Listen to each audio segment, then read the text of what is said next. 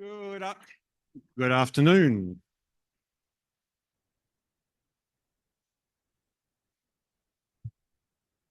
I could just ask you to take your seats, load your plates, and your everything else. That would be great. Thank you. So we're just about to get underway.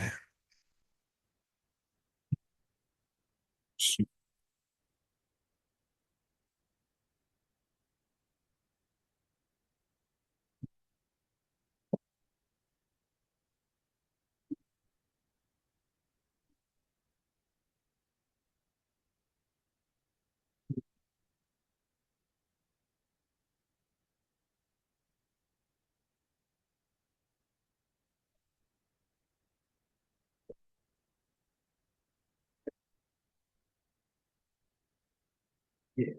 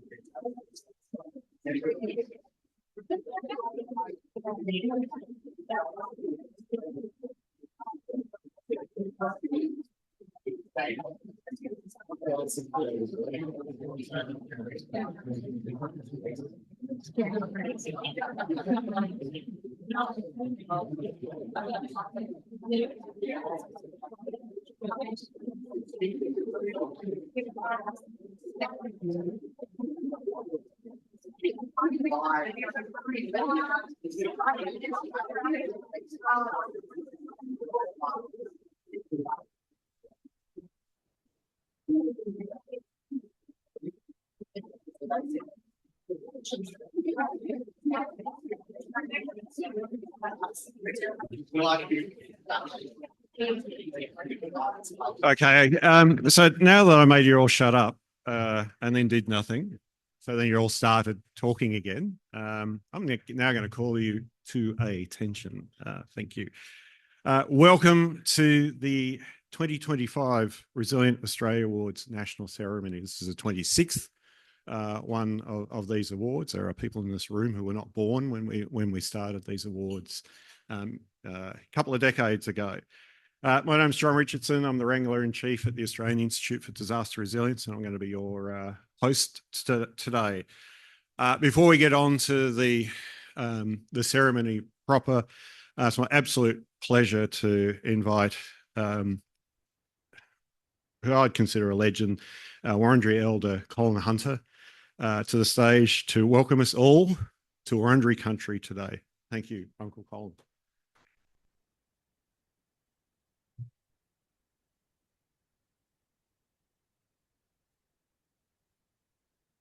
Thanks, John.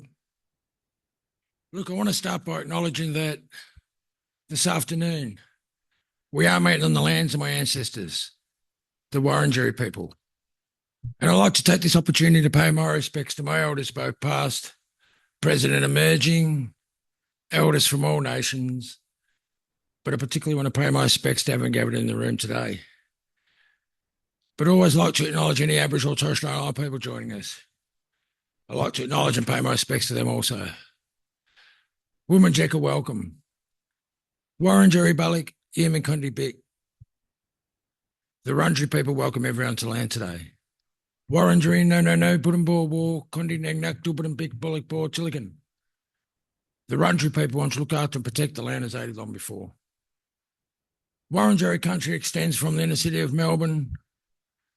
It goes across the mouth of the Great Dividing Range, west to the Werribee River, south to the Mordialloc Creek and east to Mount Borbor. And the Wurundjeri people are part of the Kulin Nation and of the Wurrung language group. Hello, my name is Colin Hunter Jr. or Willert, meaning possum, a name given to me by my grandmother's young boy. I'm a proud and passionate seventh generation Wurundjeri man and a direct descendant of Bibijan, who was Ngunnawal or head of the tribe at time at first settlement. And it's through my grandmother Gumbriar, meaning white dove or Annie Tiny or Nana, she was known to a lust mob, that I got Aboriginal culture and heritage in my life today. So for that I say thanks, Nan.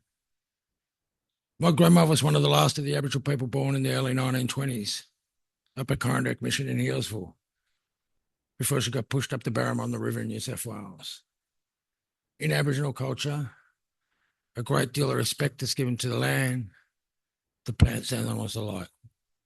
And why on Wurundjeri country, you're welcome to the traditional lands and the waterways of the Wurundjeri people. So Wominjeka, welcome. Look, just before I go, I was just saying to John, I only said to him very briefly, I said, look, it's been a real busy time for you, my bay, you know, with all the stuff we've been having going on with the climate change and that. So look, I just want to say thank you and to keep up the good work, because I remember back in the fires at King Lake, my sister was affected up there she lives in King Lake, you know, so yeah, so I know what it's like. So look, just keep up the good work. Thank you.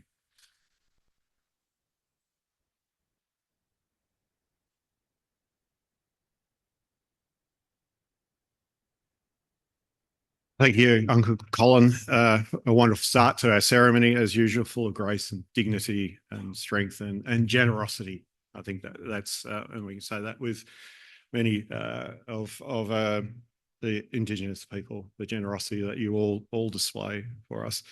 I just like to welcome you here in Naarm. We've turned on the weather today. This is unusual, but we certainly have turned on the weather. Also, I'd like to welcome those of you joining us via live stream, potentially out in the regions, across the country, and also internationally. I'd like to extend a special welcome to Andrew Minack, the first Assistant Coordinator General Policy Government from the National Emergency Management Agency, Rob Webb, the CEO of AFAC, National Council for Fire and Emergency Services, Colin Hunter, the National Judging Panel, who have done all the hard work in getting us to this point, and of course distinguished guests from across the sector, and you, the finalists, you know, the people who were here to celebrate. So thank you. Today's ceremony it's not our night of nights because it's daytime, so let's call it our day of days. It's where we showcase the incredible work that is undertaken throughout Australia by organisations, individuals and communities dedicated to making Australia more resilient.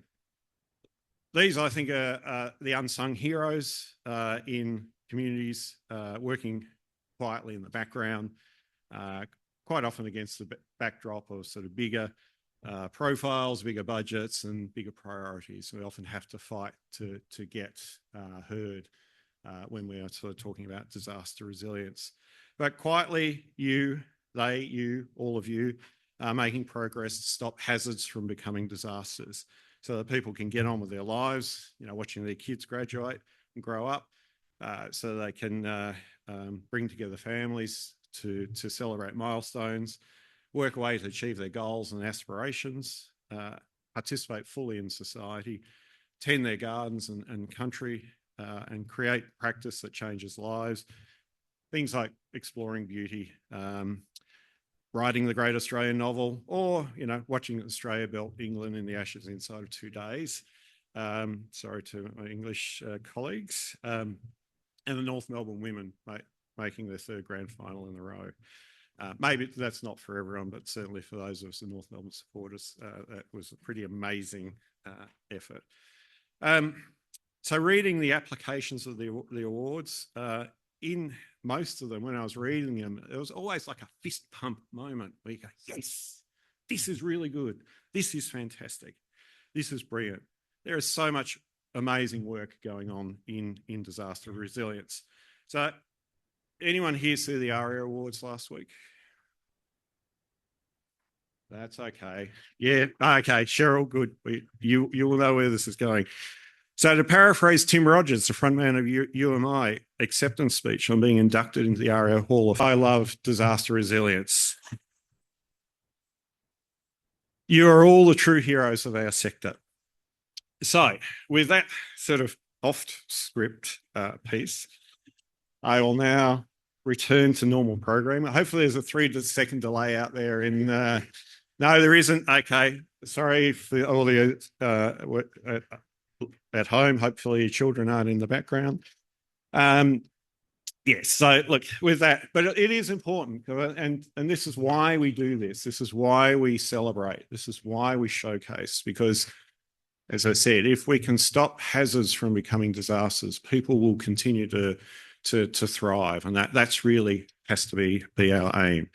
So with that, I'm now going to get to the really fun and interesting stuff, like we're being live streamed today. So I do mention to the in-person guests, in the event of an emergency, we follow the instructions of the staff here at the Hotel Windsor team. So we'll just follow them. Toilets are located to your left through the glass doors. If you can switch your phones to silent, that'll be awesome. If you're in the room or online and you want to kind of celebrate socially what we're doing, please use the hashtag RAA25. The awards, as I said, were launched in 2000, and AIDA's proudly run the awards on behalf of the Australian government since 2017. Over the years, we've celebrated the work of businesses, communities, government, schools in preparing for, responding to and recovering from disasters, as well as photography, which captures the moment and the image. And I think there's certainly something in a powerful image, as we say, can tell 1,000 words. We continue to be inspired, like I said, by the quality of the projects that get submitted, and I think this is our real challenge: is that we have great, high quality projects. How do we turn that into practice? And that's something that the AIDA team we're thinking about, sort of turning our minds to. I certainly want to congratulate everyone who submitted projects and photos for this year's program. We had 99 of them. So, which is pretty awesome.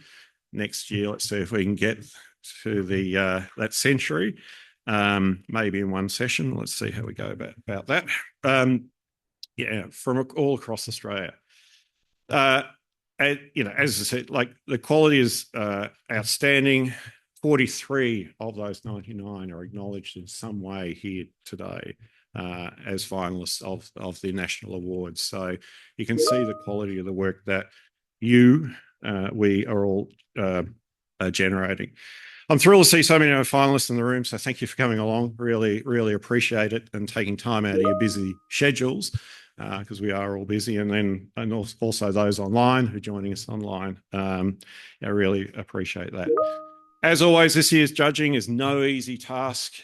So, let's give a round of applause to our judging panel. Nadia Osman from the Australian Local Government Association, Jill Hannaford from GDH Global, David Younger from David Younger Psychology, Steve Cameron from Block Solutions, Professor Cheryl Desher from Natural Hazards Research Australia, Professor Lisa Gibbs from the University of Melbourne's Disaster Climate and Adversity unit, and Kate Cotter from the Resilient Building Council. So it's been their task to make sense of everything and try and, as I say, pick a winner. And sometimes it wasn't that easy. Also, I want to acknowledge Laura Cooper, recently for the National Emergency Management Agency, Andrew Coughlin from Australian Red Cross, who were kind of formed our sort of our core judging panel. So a lot of work has gone into getting us, again, as I said, to where we are today. The photography finalists were selected by the public, so everything else was selected through states and territories, but the photography is a public award, and hopefully you had a look at the finalists in as you came in. And again, one of the things I think is great about this is that we go on to use the photograph as the cover of the January Australian Journal of Emergency Management, which I hope you've all subscribed to. If you haven't, take out your phones and please subscribe to that, because it's a great source of knowledge. So communities across Australia are increasingly vulnerable to the impacts of climate change, economic pressures, food supply, and supply chain vulnerability, conflict, and more. And we know that natural hazards are becoming more frequent, severe, and costlier than ever. So these are the mounting challenges that you all have taken on, and we all have taken on. Disaster risk reduction must start at the grassroots. That's something that is really key. And I was having a chat to someone earlier about their move from more strategic level to a local level, because this is where you get shit done. And I'll stop swearing. Sorry. But it is important. It's in the towns and suburbs, local councils, as where resilience is built, and working hand in hand with local governments, community organisations, and individuals, we can strengthen foundation that protect economy, natural and built environments, cultural heritage, and draw upon Indigenous cultures. The projects for this year's awards nominate what's possible when we work together, and I think that's really important, and that's a lot of what we were looking for, and support those facing greatest challenges. These initiatives show that, starting from the ground up, listening to those who are most affected, and lending a hand to those who struggle together, we can help build a stronger or adaptive and resilient Australia. Today, we're going to celebrate your work. And so now I'd like to invite Andrew Minack, the first Assistant Coordinator General from Policy and Government from the National Emergency Management Agency, to say a few words on behalf of the Australian Government. Thanks, Andrew.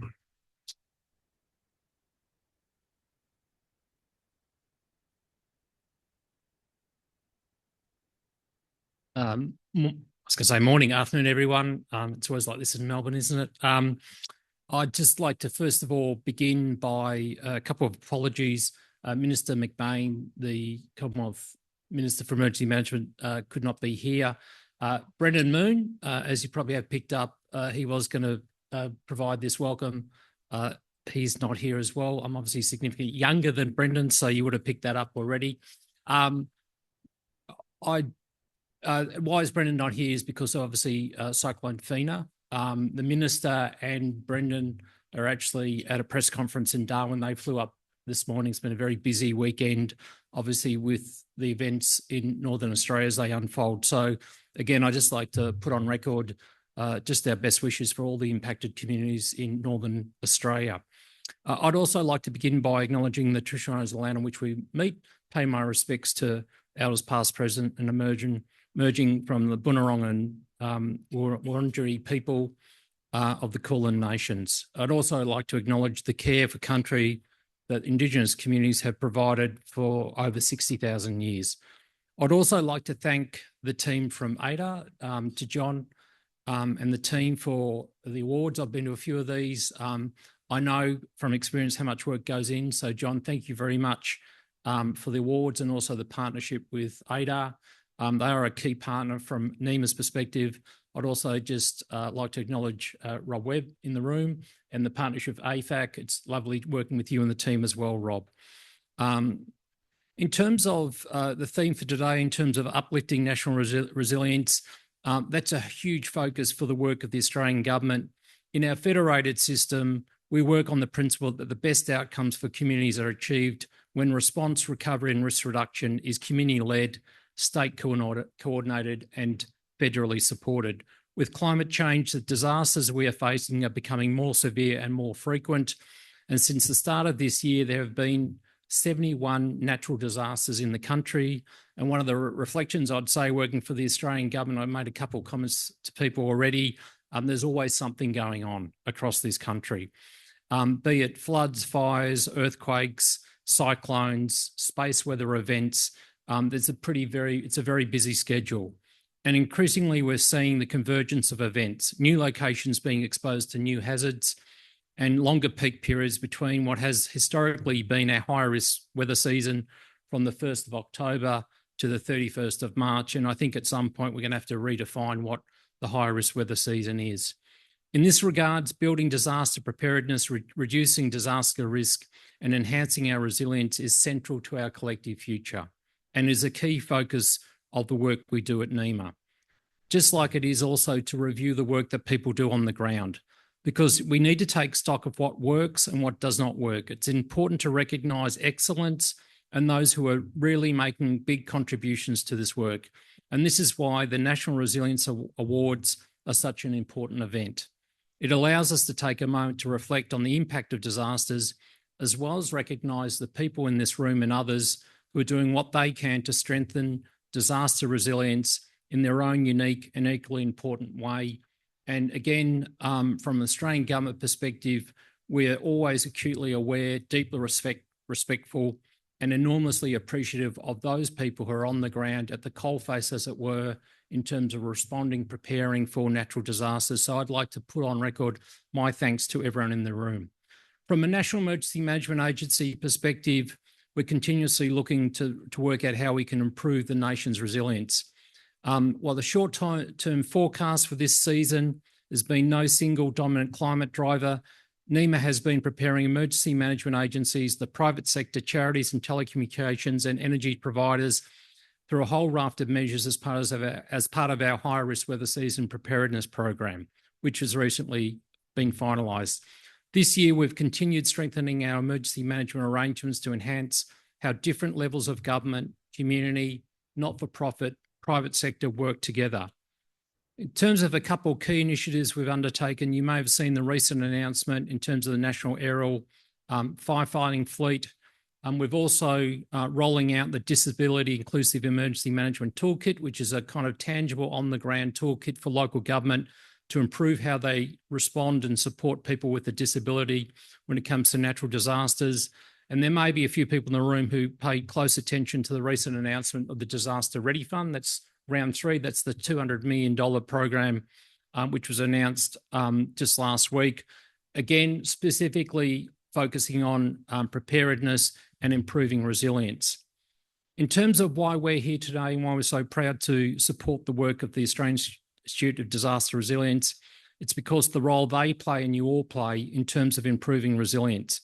To all the finalists, congratulations on your achievements. Your projects embed best practice, innovation and initiative. This year, there was yet again, as John mentioned, a large number of high quality projects submitted. I also would like to thank all the judges. It's a thankless task, but I'd like to thank you, so it's not thankless. I'd also like to, again, congratulate all the people who have participated in this awards. I look forward to the announcements and thank you again.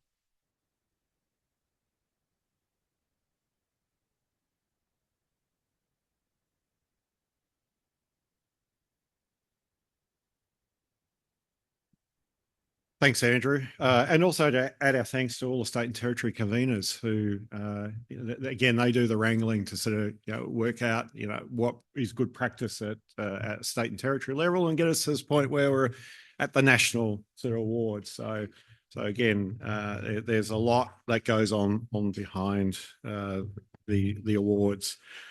The national finalist projects can be found on the AIDA website, so I encourage you to explore all of those outstanding projects. You obviously know the ones that you did yourself, so but perhaps learn about some of the others.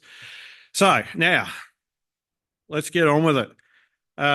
For the awards, each of the categories will be introduced by one of AIDA's key partners or member of the national judging panel. So this is the last time you're going to hear from me for a while, which you'll probably be pleased about.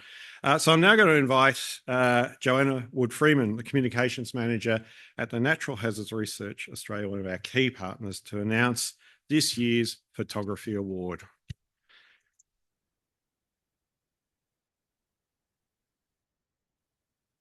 Good afternoon, everyone, and thank you, John. Today, I have the honour of announcing the National Photography Award as one of the judges from this year's National Resilient Australia Photography Judging Panel. A total of 23 photos were submitted to this year's photography category, with each state award being issued as a result of a People's Choice vote conducted via AIDA's Facebook page. This process attracted 386 votes. The winning images were then judged by the Australian Journal of Emergency Management's editorial committee, of which I'm part, and today's winner will feature on the cover of the January 2026 edition of the journal. The 7 finalists for the National Photography Award are Peter Rawlings from Tasmania for the image, The Gorget Piece; Social Futures, crediting Catherine Pills from the Daily Telegraph in New South Wales for the image Social Futures, Strong Minds in the Early Years program; Adele Namehi from Giavert in Queensland for the image Emergency Response Night Infrastructure Stabilisation; DECA's Cultural Heritage Advisory Committee from Victoria for the image Protecting Country Together; Nicole Woods from Western Australia for the image Everyday Heroes; Renee Hanven from South Australia for the image Bridging Ties to Strengthen Social Capital in South Australia; and Fletcher Austin from the ACT for the image Elevated by Experience, Grounded in Teamwork. All of the photographs submitted are on display each individual's interpretation of what resilience is to them. The National Photography finalist photos are at the entrance of this room and on the AIDA website for you to view. The winner of the 2025 Resilient Australian National Photography Award is the Department of Energy, Environment and Climate Action's Cultural Heritage Advisory Committee for the image Protecting Country Together.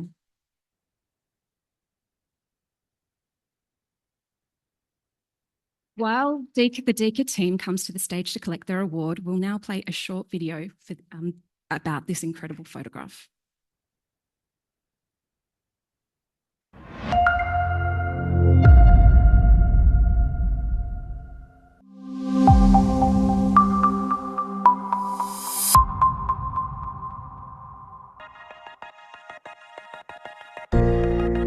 So the photograph itself is a selfie that was taken by Damien Scurry. It's got all 3 Traditional Owner corporations there, so Burrinja Land Council, ISMA Aboriginal Corporation and Gunich Marine Aboriginal Corporations.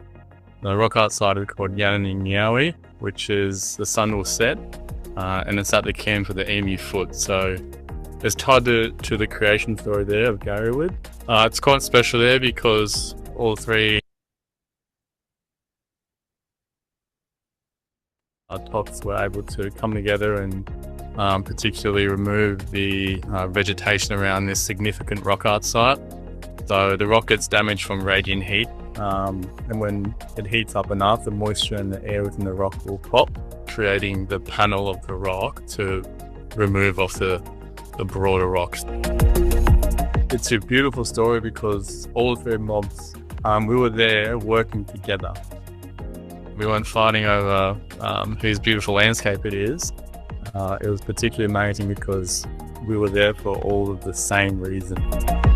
Hope that people can see that we can all work together and move forward together. Particularly as Australia, I think we need to walk forward together as one. And this picture is a prime example of if we can all come together and agree to protect country and adhere to good relationships, that we can complete good work and do good things for this country and particularly each other.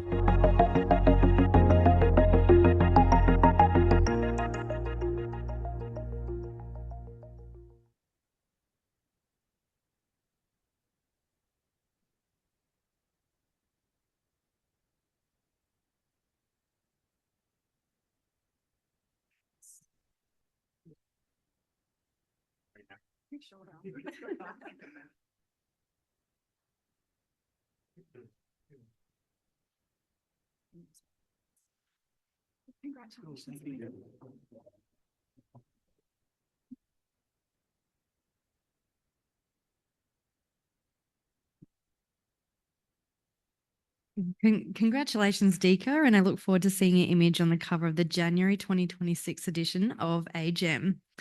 Good afternoon, everyone. My name is Faye Gibson. I'm Senior Communications and Engagement Officer for Get Ready Queensland. That's with Queensland Reconstruction Authority. And I'm also the Queensland State Convener, third year in a row. I'm delighted to be here today to present the National Community Award. There were 21 projects submitted into this year's community category. 6 of those projects are finalists for the National Award today. This year, finalists showcased exceptional creativity and inclusive community-led approaches, delivering measurable impact and strong collaboration across sectors. The judges felt they demonstrated scalability for larger audiences and innovative solutions for resilience, while highlighting opportunities for broader integration and long-term sustainability.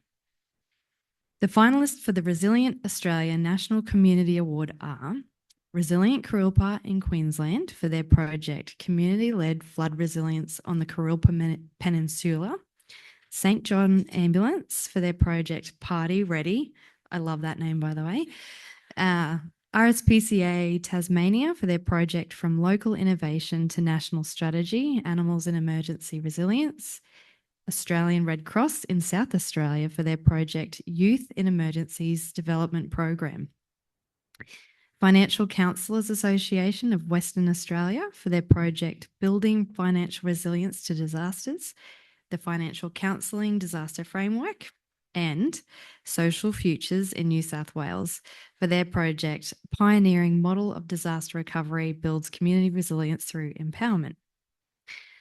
So, receiving the highly commended Resilient Australia National Community Award is Australian Red Cross for their project Youth in Emergencies Development Program. Right, you.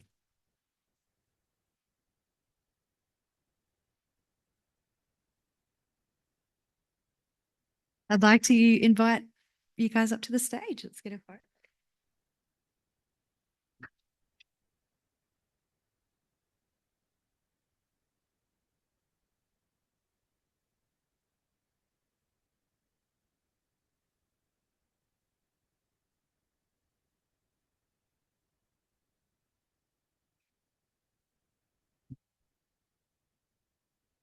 Congratulations.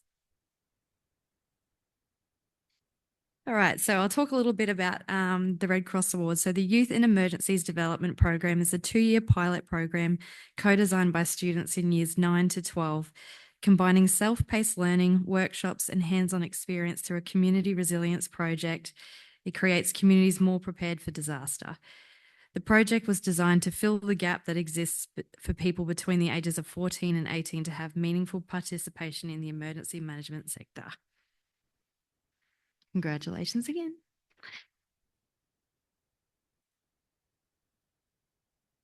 All right, so time for the winner. And I'm very pleased to announce the winner of the 2025 Resilient Australia National Community Award is Resilient Kurilpa for their project Community-Led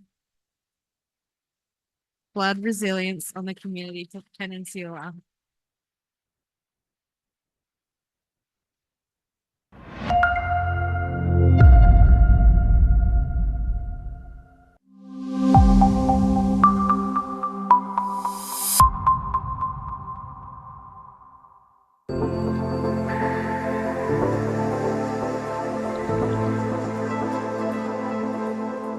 The problem that we faced in our community was that in 2011 and 2022, we experienced widespread flooding of both houses and multi-dwelling apartment buildings in the inner city of Brisbane, and particularly the suburbs of West End and South Brisbane. It had always been a flood risk area, but over time, residential development had meant that more and more people were living on floodplains.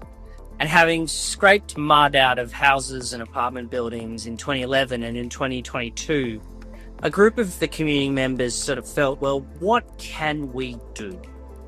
There are quite a few elements to Resilient Kariba, but the core, it's a really powerful online library of toolkits and blogs and past events and photos and videos.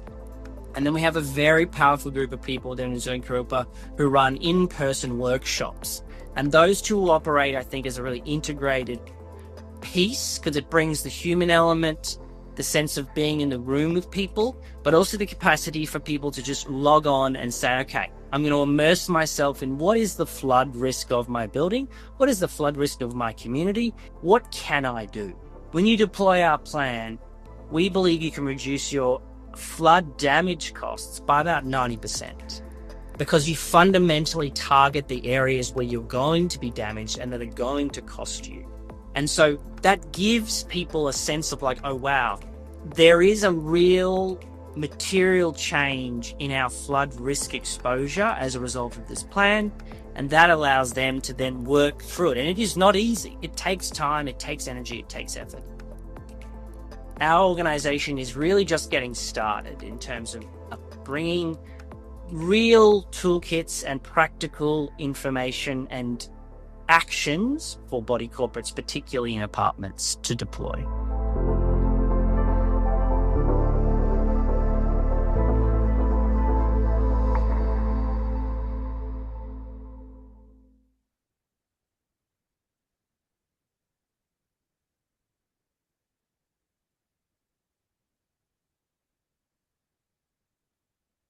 Congratulations, guys.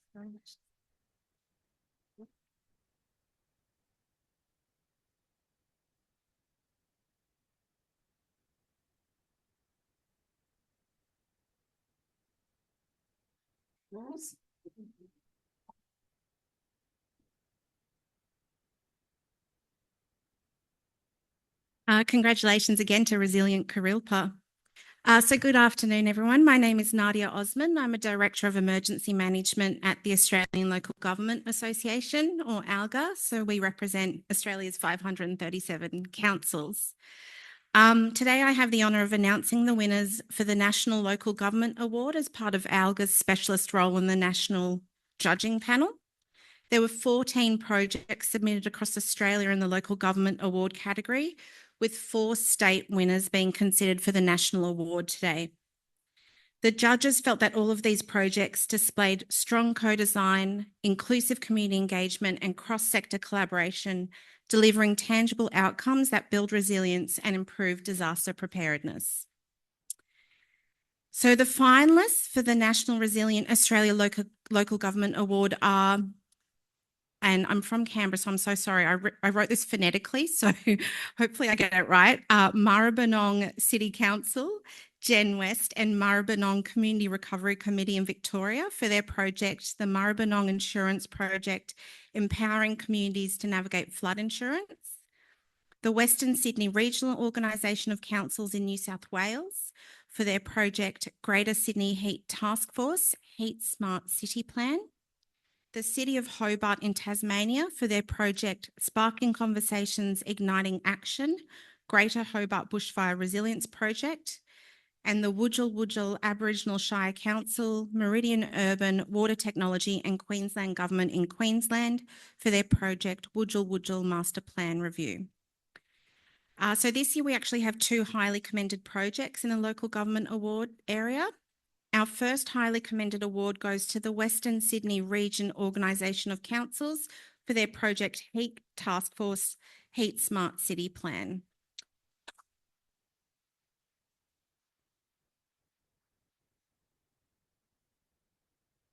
So heat waves are a significant and growing risk for Sydney. Despite the known risks, heat wave remains an emerging policy area with few clearly legislated roles and responsibilities. This is why Western Sydney Regional Organisation of Councils and Resilient Sydney established the Greater Sydney Heat Task Force, a collaboration of leaders across health, planning, infrastructure, emergency management, community and corporate sectors to develop Sydney's first multi-sector plan for heat hazard, the Heat Smart City Plan. The plan is unique in how it addresses mitigation and adaptation as well as response. It outlines 6 directions and 40 recommendations for building a heat resilient city. So we got someone coming up to get the award. No one here.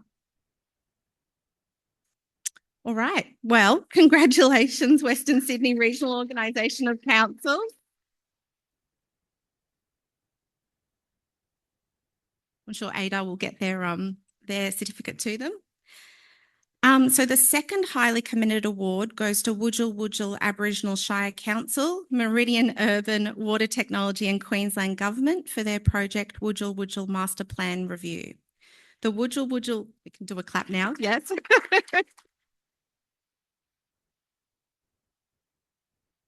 The Wujal Master Plan Review project is a transformative planning initiative to guide the safe, resilient and culturally grounded development of the Wujal community following the devastating floods caused by Tropical Cyclone Jasper in December 2023. Wujal is located on eastern Gulgul Yalanji, I hope I said that right, country in far north Queensland, and is home to several Gulgul Yalanji clan groups deeply connected to Bulbul, which is country, and Jalun, sea. The community has long been exposed to flooding, but the 2023 event caused unprecedented damage and resulted in many residents being displaced for 6 months. The project delivers a flood-responsive, community-driven update of the township's master plan to shape future land use, infrastructure and community development. And we do have someone to come up and get the award.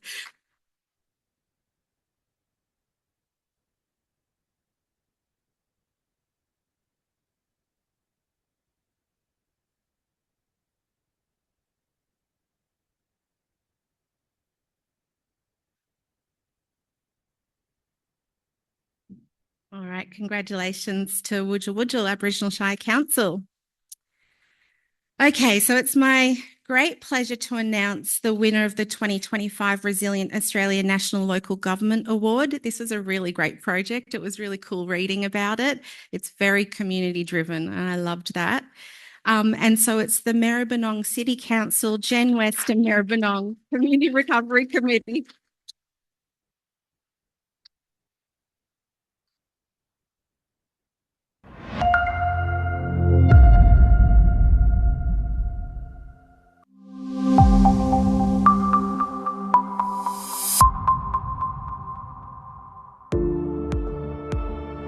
On the 14th of October 2022, about 500 homes along the Maribyrnong River were impacted during the Maribyrnong River flood event. And what we heard from community was that the insurance and rebuilding and repair process has been lengthy, with some residents still unable to return home over 3 years on. So the goal of this project was to make that process just a little bit easier and more accessible for people who are navigating it. When I joined CRC, the first thing I said is we need to have an insurance guide to probably, not only just probably for the people who have the insurance, but also the people who don't have insurance, or also the people who don't have the right insurance. So we got to have a guide that addresses all these issues.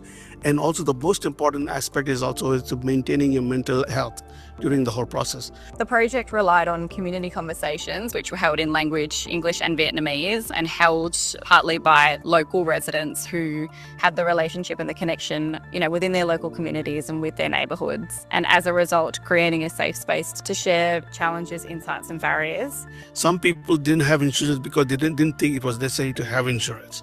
Some people had the insurance, but they didn't have the flood insurance, because they thought, we thought storm insurance would also cover the flood. And then some people had, insurance, but which was not sufficient. There was all these gaps there, and it was creating a lot of problems for the community.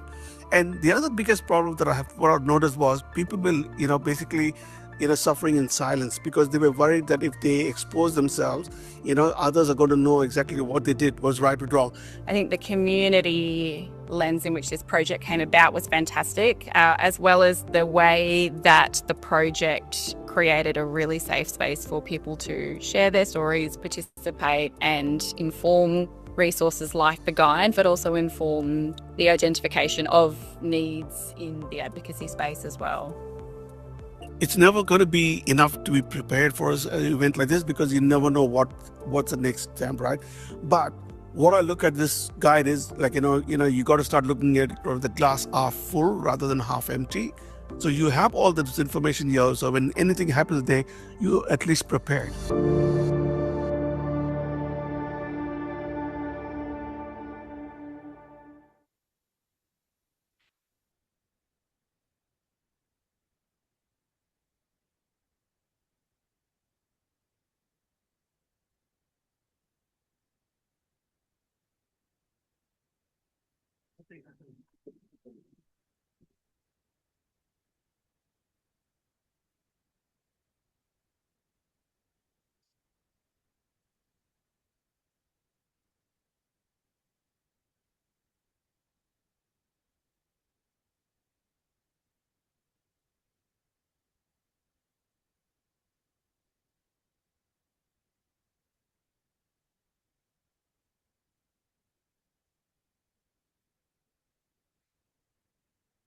So congratulations again to Maribyrnong City Council, Gen West and Maribyrnong Community Recovery Committee. It's great to see this work with multicultural communities happening both in Maribyrnong and more broadly across the country. Good afternoon. My name is Bridget Tehan. I am a Senior Advisor Humanitarian Diplomacy at Australian Red Cross, and today I have the honour of announcing the National Government Award. There were 15 projects submitted across Australia in the Government Award category, with 8 state winners being considered for the National Award today. Projects were commended by the judges for their innovation, strong governance, cultural inclusion and collaboration, delivering valuable tools and approaches that enhance resilience and preparedness. Many initiatives showed promising scalability and sector-wide impact, with frameworks and evaluations in plan to support long-term success.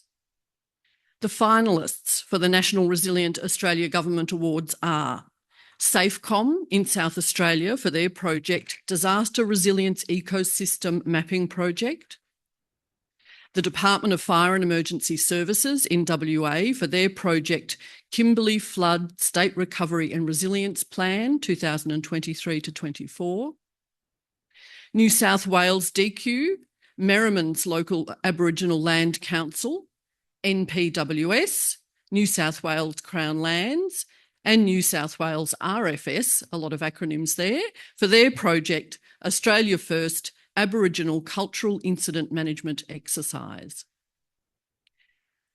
The next finalist was the ACT government for their project ACT Disaster Resilience Strategy, the Resilient Expert Advisory Group in Tasmania for their project Uplifting Australia's Critical Infrastructure Resilience via the Health Check Tool, Good Practice Guide and CI Lunch and Learns.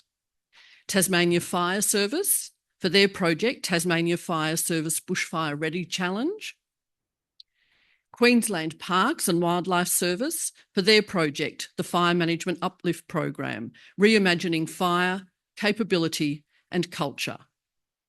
And the Department of Energy, Environment and Climate Action in Victoria for their project, Traditional Owners' Involvement in Emergency Management at the Gary Word Complex and Little Desert Fires.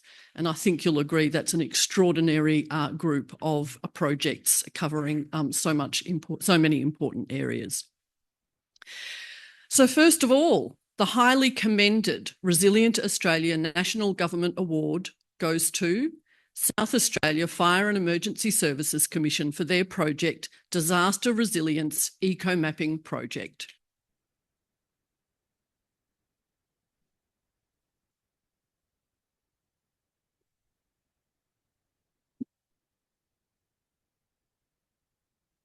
So this project was launched in early 2024, and this groundbreaking initiative aimed to explore and map the disaster resilience ecosystem in South Australia. The project acknowledged that disaster resilience is a complex problem requiring a whole-of-system approach, which recognises the different root causes and supports system-wide efforts which are adaptable to changing needs.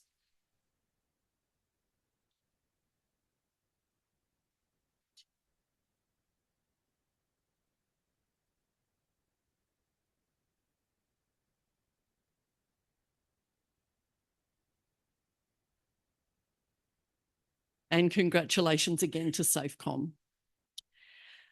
And this year we have 2 winners for the 2025 Resilient Australia National Government Award. And in no particular order, the first Resilient Australia National Government Award goes to the Department of Energy, Environment and Climate Action for their project, Traditional Owners Involvement, I might be little, in emergency management at the Garryword Complex and Little Desert Fires.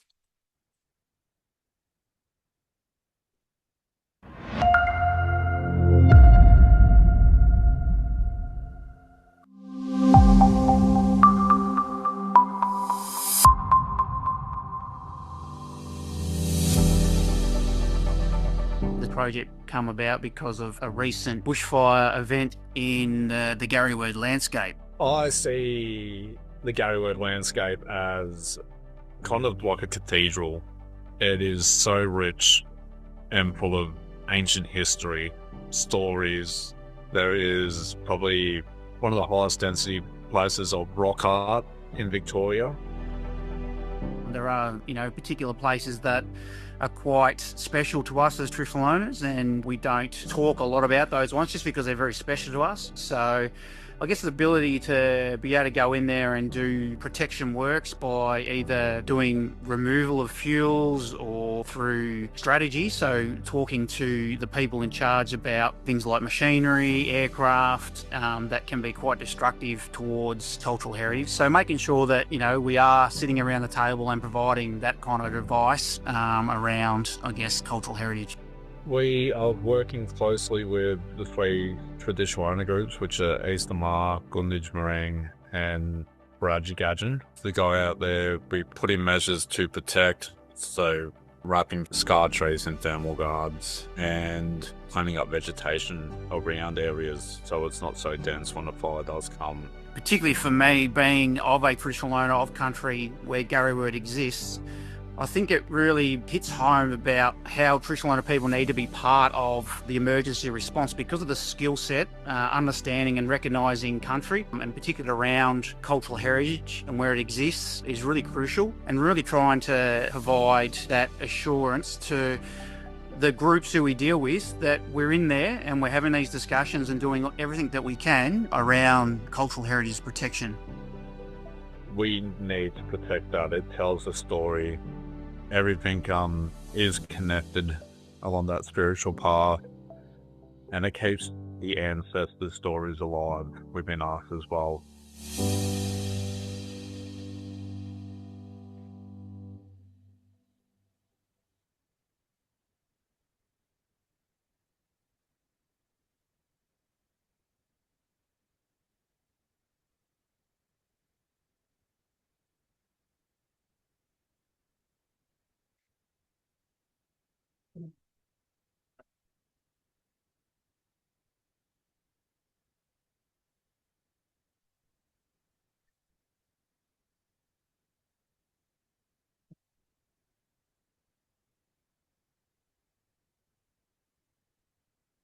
Congratulations to DECA are certainly not a little team or a little project, and with some really big and very important outcomes for our First Nations peoples. And our second Resilient Australia National Government Award goes to New South Wales Department of Climate Change, Energy, Environment and Water, Merriman's Local Council, Aboriginal Land Council, New South Wales National Parks and Wildlife Service, New South Wales Crown Land and New South Wales Rural Fire Service for their project, Australian First, Aboriginal Cultural Incident Management Exercise.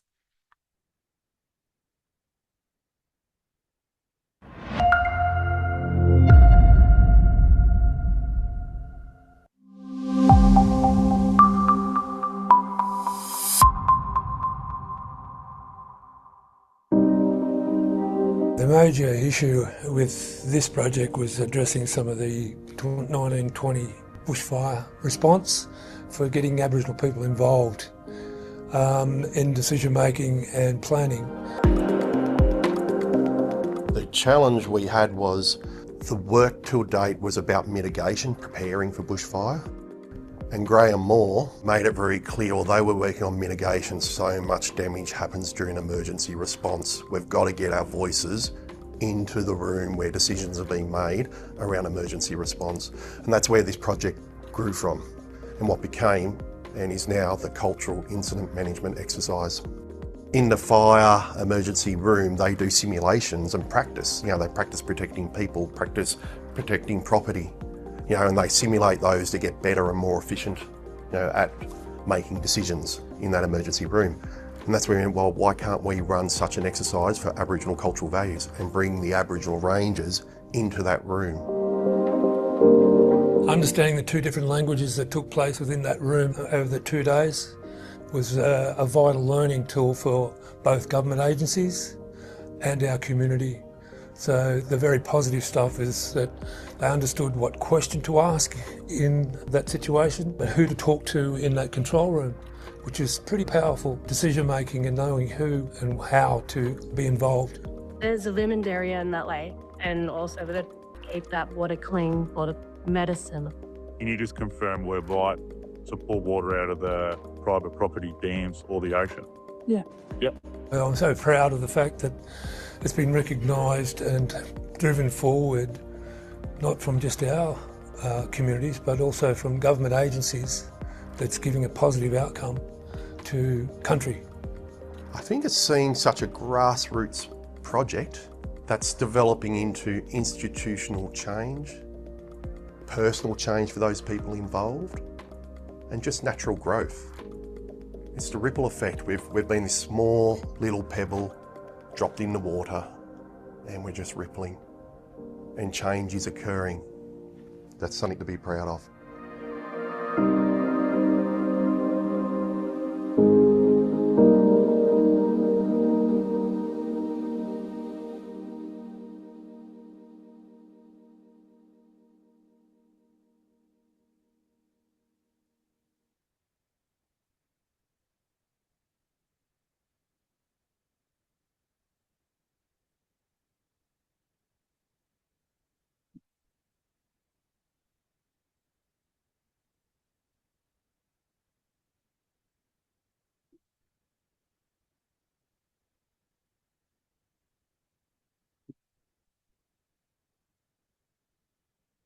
Congratulations, New South Wales Department of Climate Change, Energy, the Environment and Water, Merriman's Local Aboriginal Land Council, New South Wales, National Parks and Wildlife Service, New South Wales Crown Lands, and New South Wales Rural Fire Service.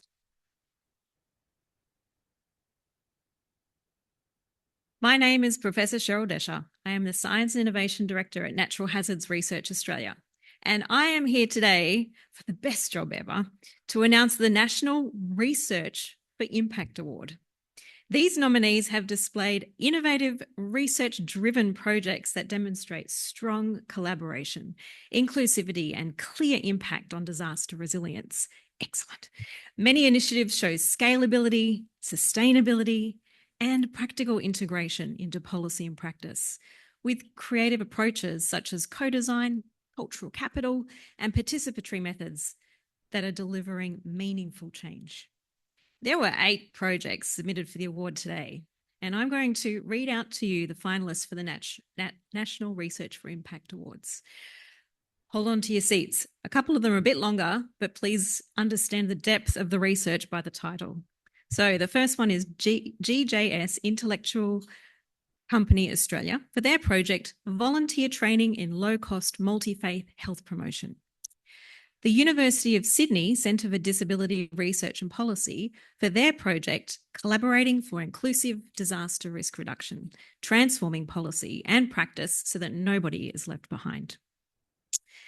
The Indigenous Connection Pty Ltd for their project, Exploring Cultural Capital Development and Local Emergency Management on Country. The Centre for Social Impact, the University of Western Australia for their project, Building Financial Resilience to Disasters, the Financial Counselling Disaster Framework. The University of Sydney and Western Sydney University for their project, Clearing Disasters, a New Research Policy and Practice Paradigm. Macquarie University for their project, Community Experiences of the 2022-23 floods across Eastern and Southern Australia. a collaborative multi-state research project. The University of Melbourne, for their project, The Social Current, How Behaviour Flows Through Community to Save Lives and Build Resilience. And Associate Professor Jenny Hu, on behalf of Queensland University of Technology, for their project, From Stories to Strategies, Culturally Informed Disaster Resilience in Action. Whew. So the first highly commended Resilient Australia National Research for Impact Award goes to Indigenous Connection Pty Ltd for their project Exploring Cultural Capital Development and Local Emergency Management on Country.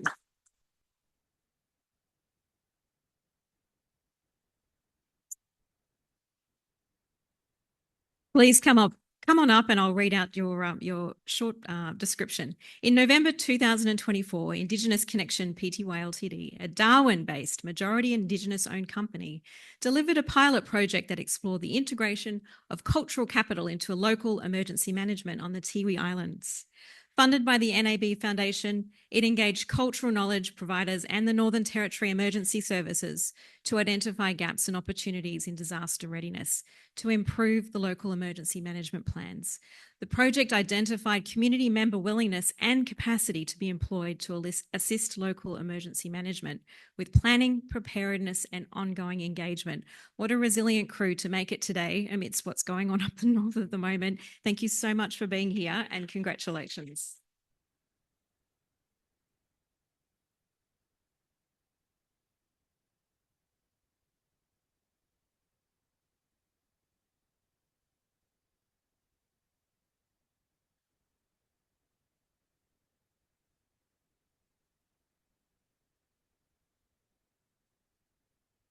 Congratulations to Indigenous Connection.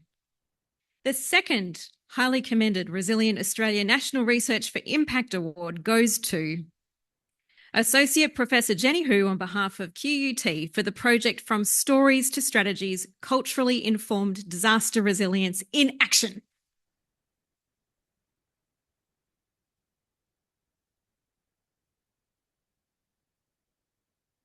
This project addressed a critical gap in Australia's disaster risk communication: how to turn the practical local knowledge and lived experiences of culturally and linguistically diverse communities into actionable resilience strategies. Through extensive fieldwork in far north Queensland, particularly the Cairns region, they engaged deeply with 168 participants across 7 cultural groups: Bhutanese, Nepalese, Chinese, Colombian, Congolese, Filipino, Indonesian, and Japanese, moving beyond simply documenting and describing stories to using co-creative participatory storytelling as a tool for learning, development, and action. This group empowered culturally and linguistically diverse communities, regardless of English proficiency or literacy level, to share their lived experience, identify cultural strengths, and co-design actionable strategies. Congratulations to the Queensland University of Technology.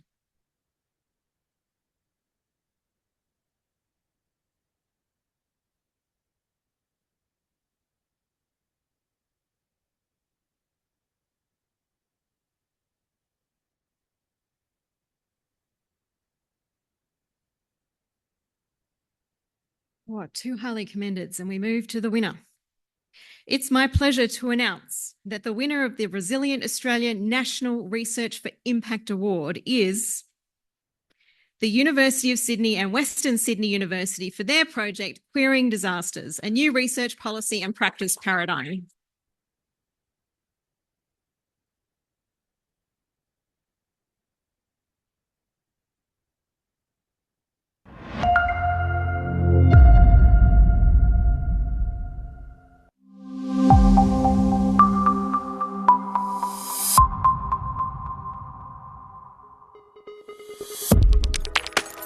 So the problem that we were trying to address with this project, or the question we were trying to answer was, does being LGBTIQ affect people's experience of disaster? Does it make people more vulnerable in any way? Does it increase people's resilience?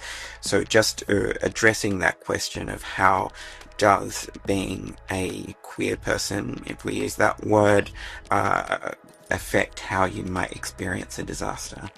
Yeah, so a really important element of this research was the idea that nobody should be left behind in a disaster, or nobody should be made more vulnerable due to any kind of social factor.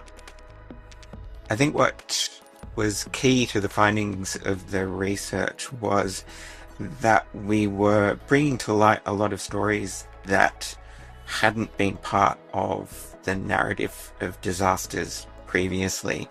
People whose experiences had been invisible, both in the media and in disaster policy, we were able to reveal and talk about and give people the opportunity to discuss. I think what we're most proud of with this research, through the interviews that we did, just giving people an opportunity to tell their story and to be heard. Often this is people who felt like their story had been excluded previously.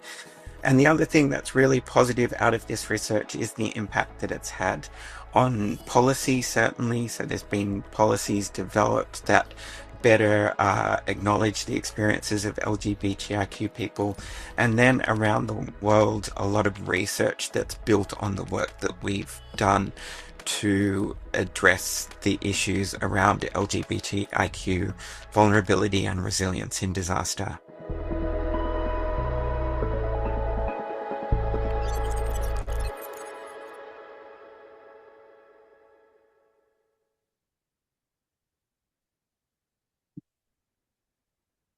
So unfortunately, the project team can't be here today. So Christy Clark from our state convener agency, New South Wales Reconstruction Authority, is accepting the award on their behalf. Thank you, Christy.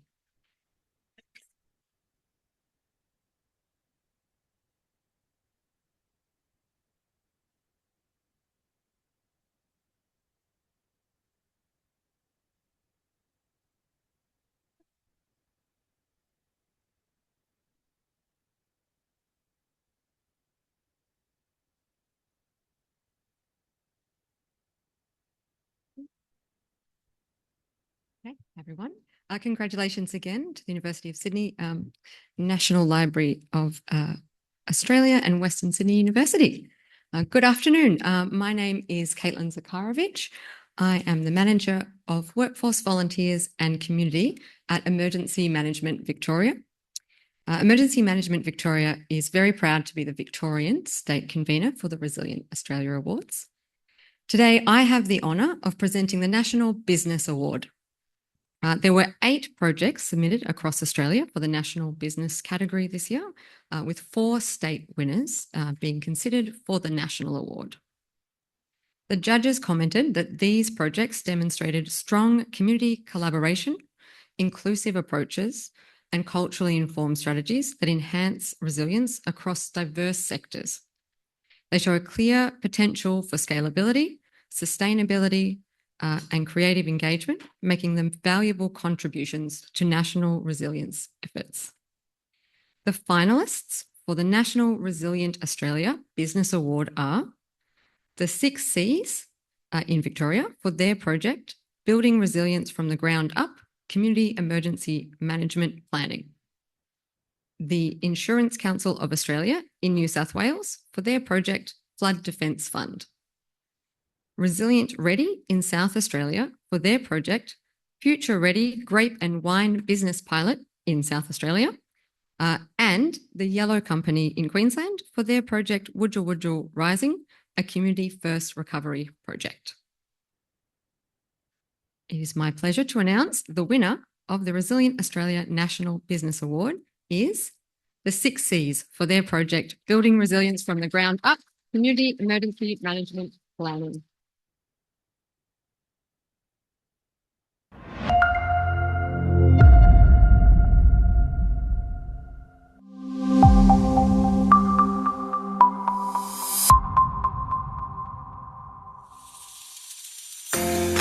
I've worked with community for a long time, and so has Matt, my colleague, and the problem we were trying to solve with this program was that community felt a bit left out in the emergency management planning.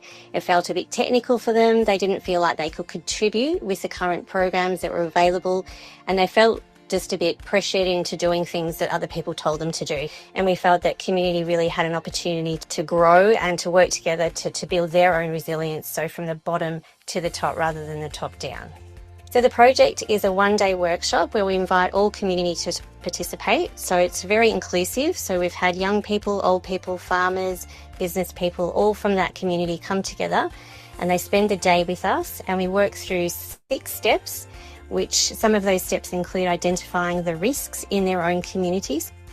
Then we talk to community about the objectives that they want to achieve, so what they want to do to build their own resilience. And that could be a range of activities, from skills-based building activities to purchasing equipment to just communicating better or understanding who lives within their community. And then we produce the document, and the community has a live roadmap, I guess, that they can follow to build their own resilience. We've found that communities who have participated in the workshop, the comments have been, I didn't really know what this was going to be like, but we've actually left it feeling really empowered to work together, to continue to meet and to continue to build and go through their plan. So work through the objectives that they've actually decided to come together to work through to build their resilience, which is very exciting. Matt and I are really proud of community coming together and understanding that they have a say, they have a role to play in emergency planning and identifying their strengths. Once they leave the workshop, they feel like they can do something about it. They feel empowered, and we've seen them actually make change as a result of the workshops that we've undertaken, and that they're following the plan that they have actually designed themselves for their own community.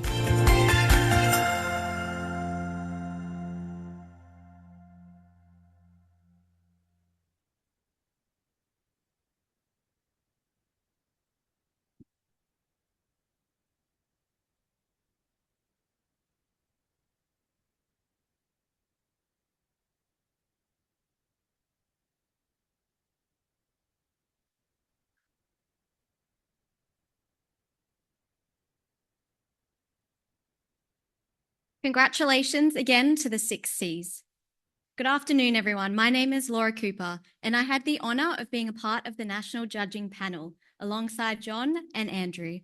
There were some fantastic projects that were submitted this year, and it was truly inspirational to see all of the work that is being delivered. Today, I will be announcing the 2025 Resilient Australia National Schools Award.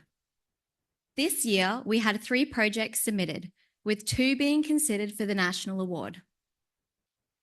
The judges noted that these 2 projects are highly engaging and inclusive, creatively connecting students' lived experiences with disaster recovery to curriculum areas like science, geography, well-being, and cultural storytelling. It demonstrates strong outcomes, partnerships, and scalability, with promising potential for future expansion and sustainability. The 2 finalists for the National Resilient Australia School Award are Richmond Agricultural Centre, Centre of Excellence in Agricultural Education in New South Wales, for their project, Our River, and Tropical North Learning Academy, Smithfield State High School in Queensland, for their project, Sustaining the Tropics through Resilient Communities. It is my pleasure to announce that the winner of the Resilient Australia National Schools Award is Richmond Agricultural Centre, Centre of Excellence in Agriculture Education in New South Wales, for their project, Our River.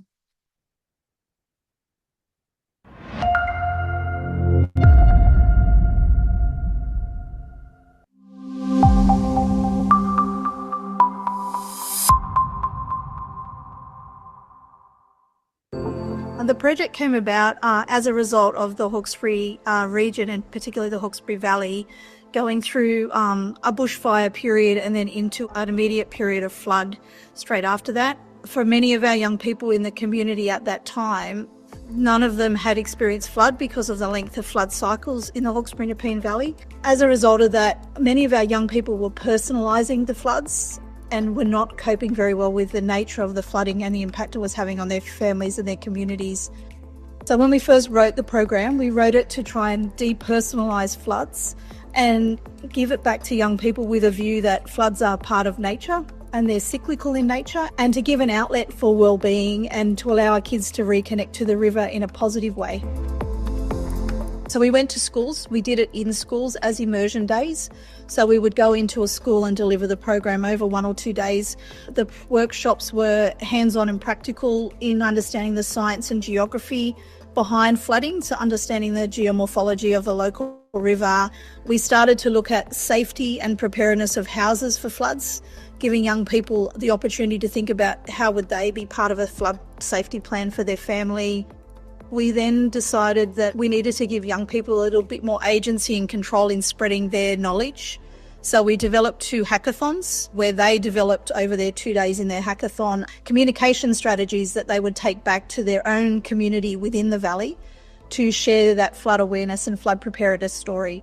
I think we're proud of the fact that the program was agile enough that we could keep it evolving as we were discovering new things about the communities we were working with. We're very proud of the fact that we were able to connect and still connect closely with the SES and the local council and also New South Wales Reconstruction to make sure that we had the most up-to-date and expert advice within the program. But most importantly, I think, was the sheer volume of young people that we've now been able to have those conversations with to say, do you understand the risks? How do you make sure you're safe? And how do you not engage with the river with fear? So how can you still have a positive life connected to the river, understand how the river works in our daily lives out here, but also be safe on those moments when the river is in flood or weather systems are in place where we need to change our habits and think more carefully about future floods.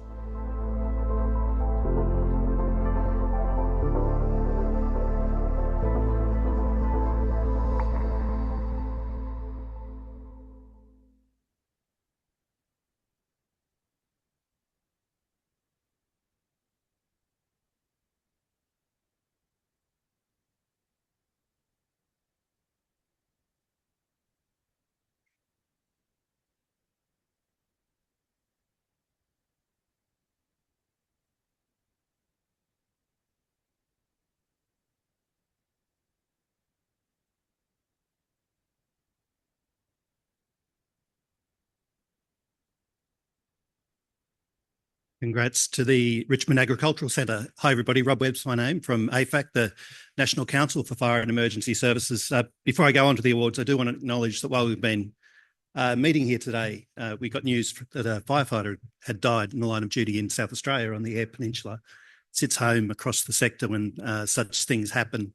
There's a collective gasp across the sector because we know there's communities attached, families and organisations. So I just remember that person and wish the Country Fire Service and the National Parks in South Australia all the best. But on to more positive things. I have the pleasure of announcing the National Mental Health and Wellbeing Award. As we've seen across a lot of the things, the awards and the nominees over the course of today, we get these little windows into rooms that are created around the country every day. And it's a great privilege to see those rooms briefly and just realise they are the places where a truly resilient society will flow. There were 7 projects submitted this year and 4 of those projects are finalists for the National Awards today. The judges made comment that these projects demonstrate innovative, collaborative and scalable approaches to disaster preparedness, prioritising mental health and wellbeing for children, young people and diverse communities. They show strong engagement, clear alignment with national frameworks and the potential for long-term impact through evidence-informed, adaptable models. The finalists for the National Mental Health and Wellbeing Award are Mental Health, Justice Health, Alcohol and Drug Services and Canberra Health Service in the ACT for their project promoting a shared disaster recovery approach for ACT's children and young people.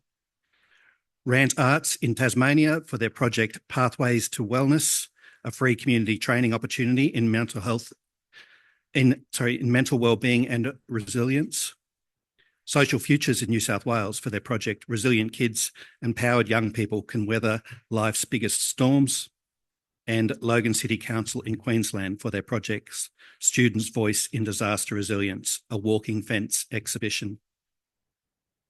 It's my pleasure to announce that the winner of the Resilient Australia National Mental Health and Wellbeing Award is Social Futures for their project Resilient Kids, Empowered Young People Can Weather Life's Biggest Storms.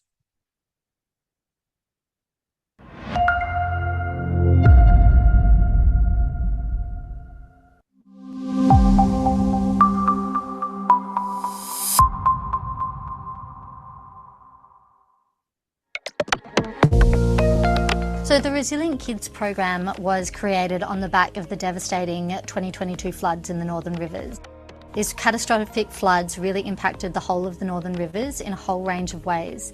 And for young people, you know, on the actual event itself, young people were being rescued from their roofs at night, not knowing whether their family was alive or not knowing if their pets were alive or not. And so that trauma really started the basis of why we needed to create this program. But it was more than that. Young people were displaced, their houses were destroyed, their schools were destroyed, and young people, even if their houses and schools weren't destroyed, their friends had moved away. There was a great collective trauma that was experienced in the Northern Rivers after those floods. The Resilient Kids program is an ecosystem of support, it's been called. There's so many different aspects of this program. So we've got one-on-one counselling up to 9 months. We've got group supports and programs, activities, things that young people have said that they want to do. We've been able to give a mental health and wellbeing twist.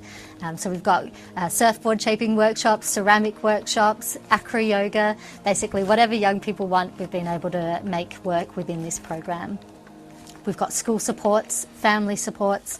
It's really trying to capture young people and support them as part of their whole family and as part of their whole community. There's been such incredible outcomes from this program. First and foremost, how much young people have been loving it, and their families and principals and schools. We've had really beautiful feedback, which tells us that we're on the right step with this program. We've also had the opportunity to see in action what young people have learnt through this program, particularly around extreme weather events with the ex-cyclone Alfred.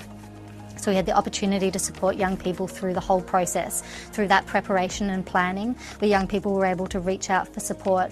They were able to talk to their families, share what they needed with them, and they were able to use those strategies to get through that time of uncertainty.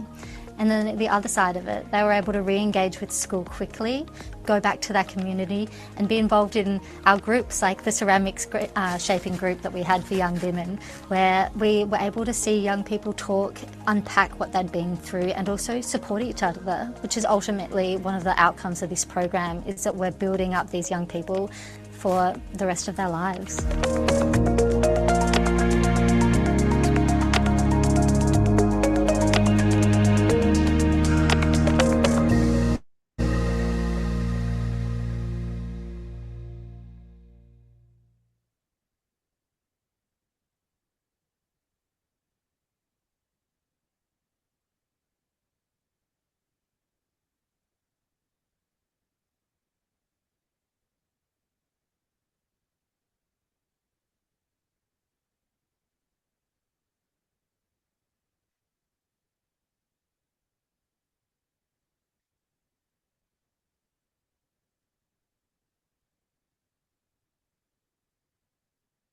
Congratulations, Social Futures.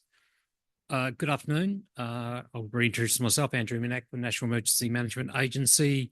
I'm very proud here to present the National Collaboration and Partnership Award.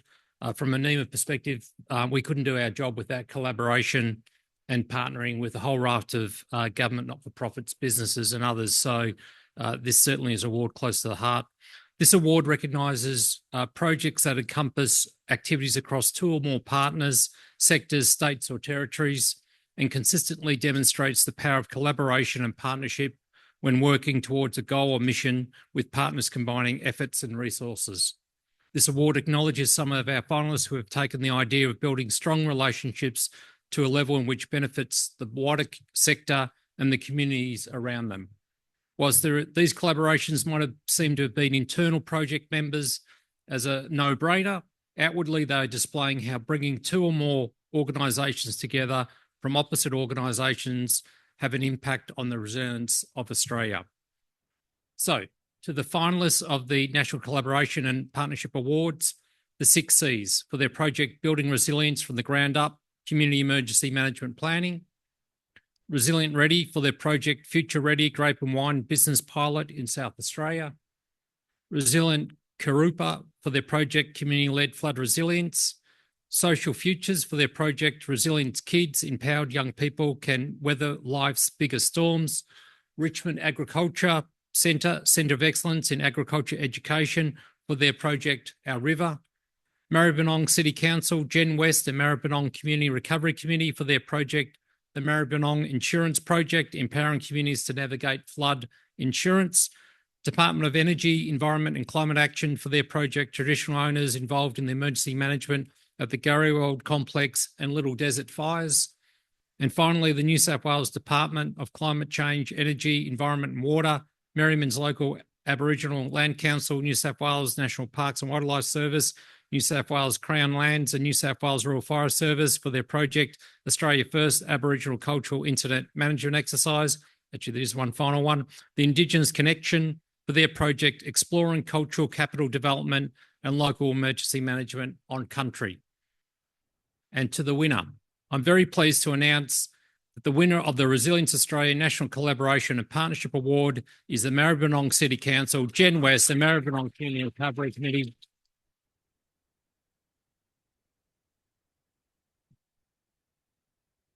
For their project, the Maribyrnong Insurance Project, Empowering Communities to Navigate Flood Insurance. Can I say, Nima, we have actually quite a bit to do with the insurance sector, so hats off to you because it's a very complex, sensitive issue. On the 14th of October 2022, about 500 homes were impacted by the Maribyrnong River flood, causing significant damage, displacement and psychological impact. The insurance and building repair process has been lengthy, with some residents being unable to return to their homes nearly 3 years on. The Maribyrnong Insurance Project was a community-led approach to making a complex insurance information accessible. It was born from the vision of the Maribyrnong community members who wanted to share learnings from living through October 22 flood and navigate the very, very complex progress of insurance claims. Congratulations again, fantastic.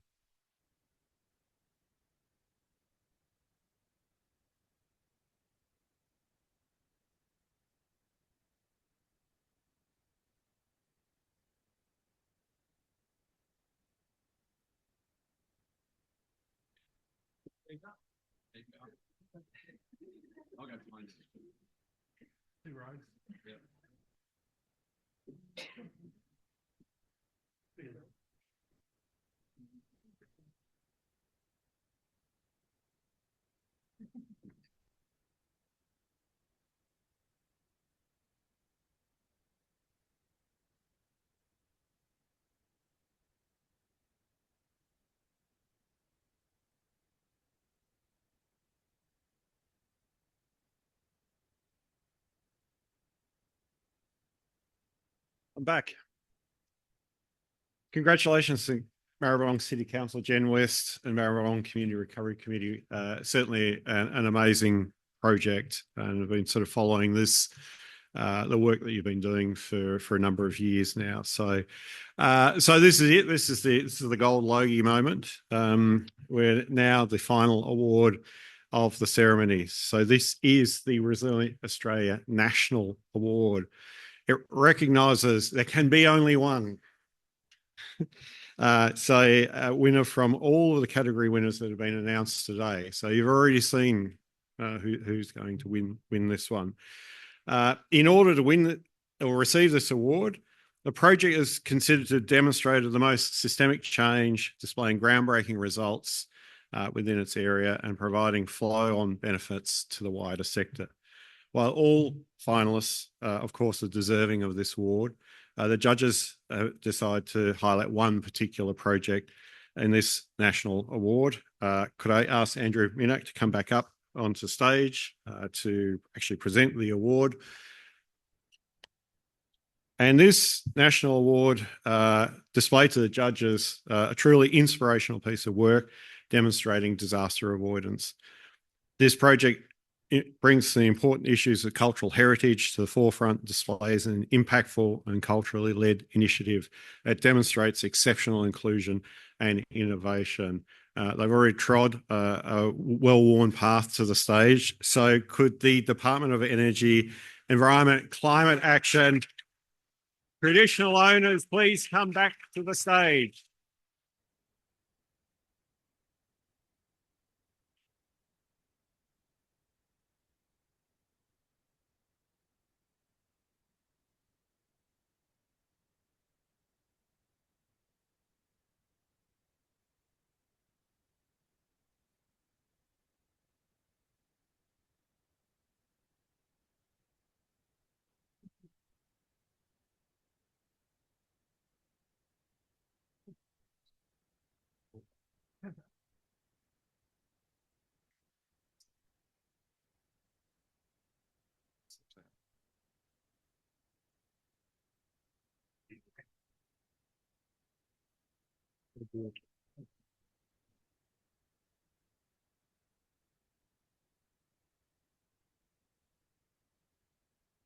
Congratulations again to the Department of Energy, Environment, Climate Action and the Indigenous team. What an incredible piece of work.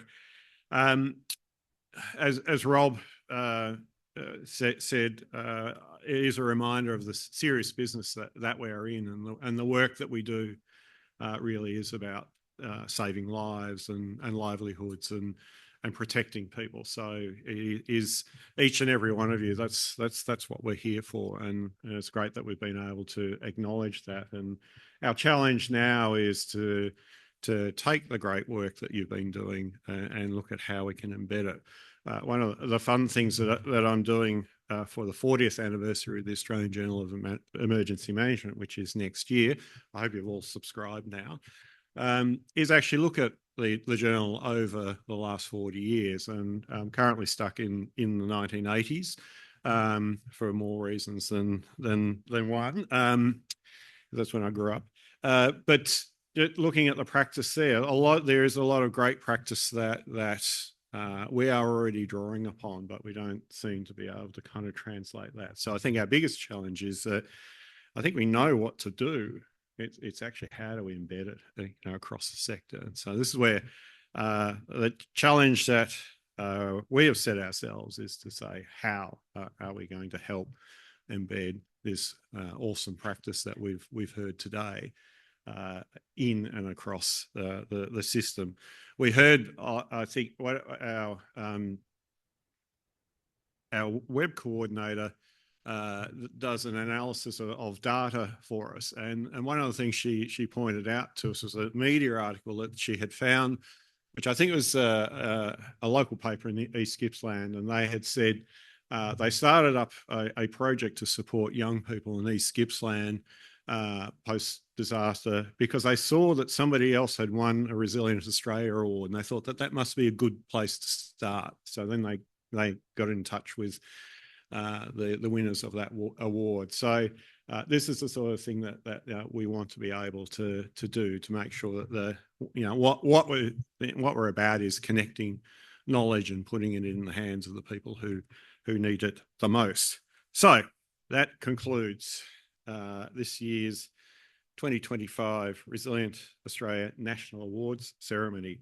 I'd like to thank our guests for special guests for attending today and helping us present the awards, to all our partners and colleagues who have assisted us, and also you out there in the virtual world also joining us. I'd also like to thank the AIDA team. This is not an easy event to put together, and so it all looks wonderful, and I can kind of stand up here and sort of swan around. Okay, this is great, but to Juanita Bale and Charlotte Fell, they're the brains behind this operation and making it work. So I'd like you to put your hands together for them and the rest of my AIDA colleagues.